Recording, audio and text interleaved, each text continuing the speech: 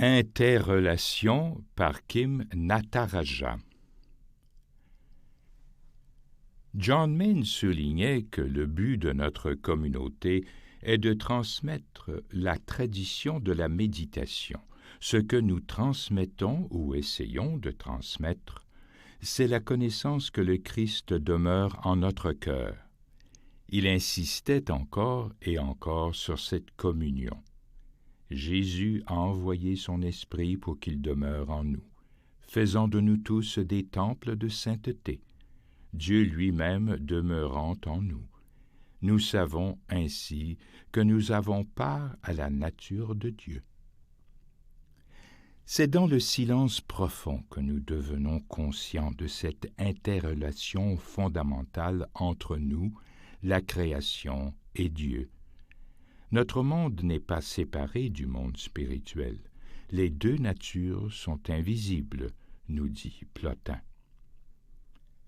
Ce lien clair est aussi souligné par Philo, qui vécut de 20 avant Jésus-Christ à 40 après Jésus-Christ, philosophe et théologien juif contemporain du Christ. Et je cite: « Les hommes et les femmes, par leur intelligence, soit nous, sont reliés à la raison divine, soit logos, étant un rayon de cette nature sainte. » Le concept du divin a d'abord été nommé logos par les philosophes grecs, à commencer par Héraclite, 5e siècle avant Jésus-Christ. Il était conçu comme la force directrice qui unifie. Par la suite, le mot « logos » a légèrement changé de sens, le logos devenant le pont entre le Créateur et la création. Dans l'Évangile de Jean, c'est le Christ qui incarne le logos, la parole, ce pont.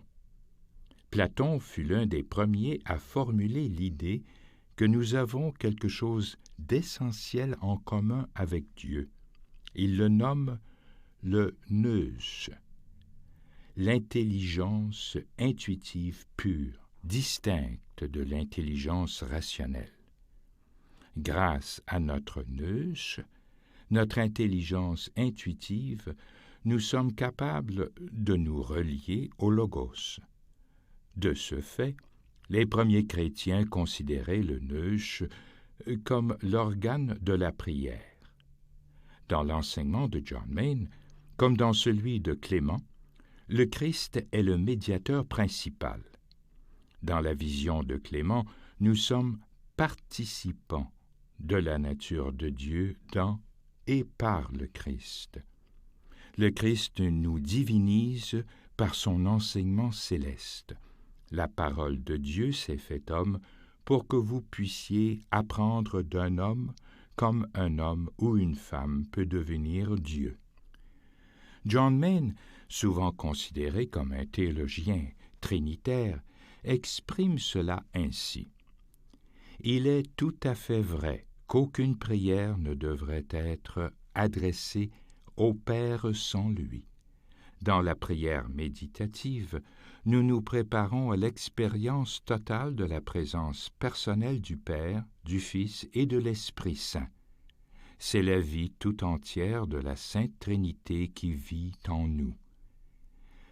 Nous rencontrons d'abord le Christ vivant dans notre cœur profond, puis nous entrons dans le courant d'amour qui est l'Esprit Saint, circulant entre le Père et le Fils. En découvrant son propre esprit, l'être humain est conduit à son centre créatif, d'où émane et se renouvelle son essence par le débordement d'amour de la vie de la Trinité. Bien que tout soit relié et qu'il n'y ait de ce fait pas de fossé infranchissable entre nous et le divin, cette réalité est pourtant également au-delà de nous. Elle nous transcende.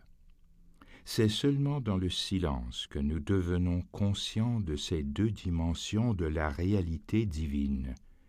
C'est seulement par un silence profond et libérateur que nous pouvons réconcilier les polarités de ce mystérieux paradoxe, immanence et transcendance.